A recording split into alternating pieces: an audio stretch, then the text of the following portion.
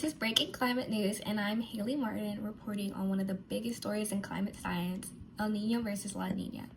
These two climate events might sound like opposites, and that's because they are. But together, they have a huge impact on weather, ocean temperatures, and all ecosystems around the world. So today, I'll explain how they form, what causes them, and how they could lead to floods, droughts, and even economic changes from Asia to the Americas. Let's dive right in. Normally, strong trade winds blow from east to west across the Pacific Ocean.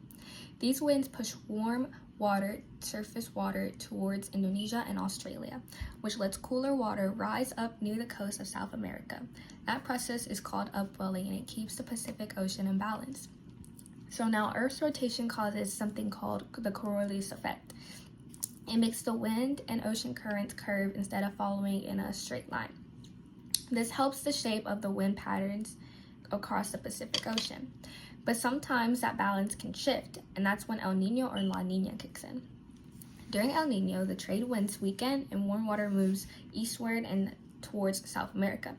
During La Niña, those winds get stronger, pushing warm water farther west, allowing even cooler water to rise in the east. These changes in ocean temperature and wind patterns are called El Niño Southern Oscillification, or ENSO. They can completely change the weather around the globe. Let's start with a real El Niño event, the one from 1997 all the way to 1998, one of the strongest ever recorded. So during that time, the Pacific Ocean surface warmed by over 2 degrees Celsius, and the effects were very dramatic. In the South America countries like Peru and Ecuador, they had a record rainfall, flooding, and landslides, and that destroyed all their crops, so basically all their money and their homes. And in Australia and Indonesia, the opposite happened. They had extreme droughts, wildfires broke out, and then in the United States, El Niño brought heavy winter storms to California and unusually warm winters to the northern states. But El Niño also hurt marine ecosystems.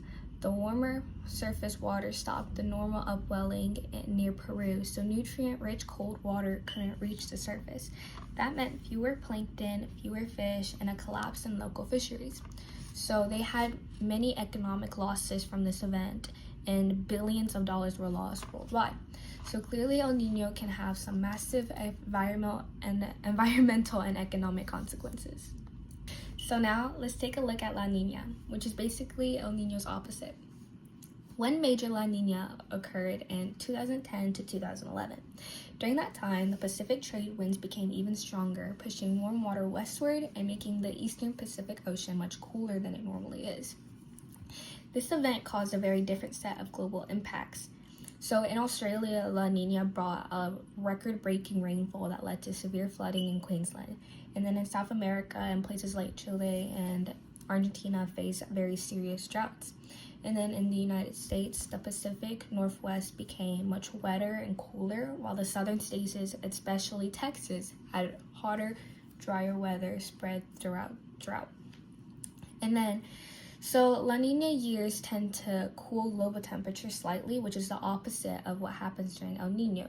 So while El Niño often means warming and floods in some regions, La Niña brings cooling droughts to others. And geography plays a huge role in which areas feel the effects. El Niño mostly does the complete opposite, while La Niña tends to enhance whatever's happening by a lot. So to sum it all up, El Niño warms the eastern Pacific and brings wetter conditions to the Americas and drier weathers to Asia and Australia, completely doing the complete opposite of what the normal is to happen. And then La Niña cools the eastern Pacific and often causes the reverse, more rain in Asia, more drought to the Americas, just enhancing what normally happens by a ton. So a lot of the upwellings will be an insane amount. Okay, but understanding these cycles helps scientists predict floods, droughts, and other extreme weather events that can happen before they even happen, which means more preparation for more preparation for communities, farmers, and fisheries worldwide. But that's all I have. I'm Haley Martin, and this has been Breaking Climate News, El Niño versus La Niña. Thank you for watching, and remember, small changes in the Pacific can ripple across the entire planet.